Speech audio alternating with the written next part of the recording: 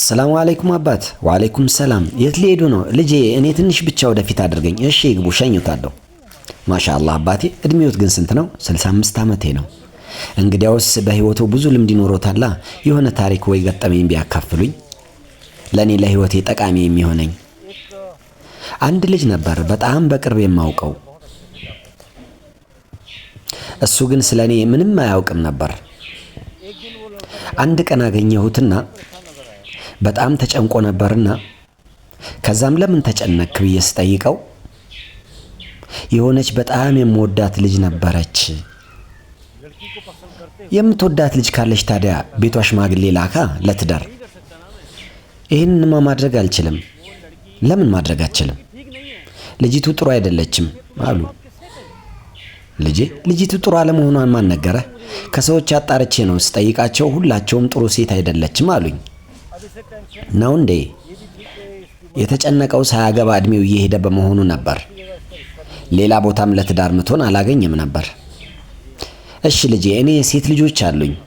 እሺ፣ እና እኔ ደግሞ ልድራቸው እፈልጋለሁ። ፈቃደኛ ከሆንክ አንዷን ልጄን እድርልሃለሁ። ነው እንዴ? አይ ጊዜ ወስደህ አስብበት። ግድ የለም አስብበት። በልሽ ልጄ ልሂድ። ጥሩ እሺ፣ አላህ ይጠብቅህ። ከጥቂት ጊዜ በኋላም ልጁን አገኘሁትና ውሳኔህ ምንድነው ብዬ ስለው አልፈልግም አለኝ።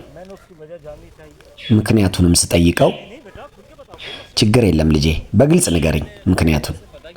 አይ ምን መሰሉት፣ ከሰዎች እንዳጣራሁት ከሆነ ሁሉም ሴት ልጆቹ ባለጌዎች ናቸው አሉ። ጥሩ አይደሉም። ባለጌና መጥፎ ናቸው ልጆቼ። ከዛ ናስቲ እኔ ቤት እንሂድ አልኩት። ከዛም ልክ ቤቴ እንደገባ ከአሮጊቷ እናቴ በስተቀር ሌላ ማንንም አላየም። ማንም የለም። ምክንያቱም እኔ ባለትዳር አልነበርኩማ። በቃ ልጄ እዚህ ፊት ለፊት አቁምልኝ። ጀዛከላህ፣ አላህ ይጠብቅህ። እና ልጄ አንድ ነገር ሁሉ ያስታውስ፣ ይሄ ጊዜ ማንም ለማንም የማያዝንበት ነው። አንተም ውሳኔህን ለማንም ማሳልፈህ አትስጥ። ታውቃለህ ደግሞ በእንደዚህ አይነት ስህተቶች የተነሳ እኮ ስንት ሴቶች ሳያገቡ እንደሚያልፍባቸው። እናም ለጭንቀትና ለሐዘን ይዳረጋሉ።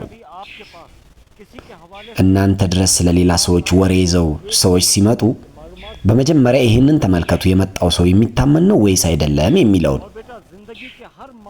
እናም ልጄ በህይወታችን በሁሉም አቅጣጫ እንደዚህ አይነት ሰዎች አሉ፣ ያጋጥሙናል። በእስልምና ትምህርቶችን በኩል ይሄው ችግር ነው ያለው። በል ሂድ ልጄ፣ አንተ ሂድ። ጀዛከላህ፣ አላህ ካንተ ጋር ይሁን።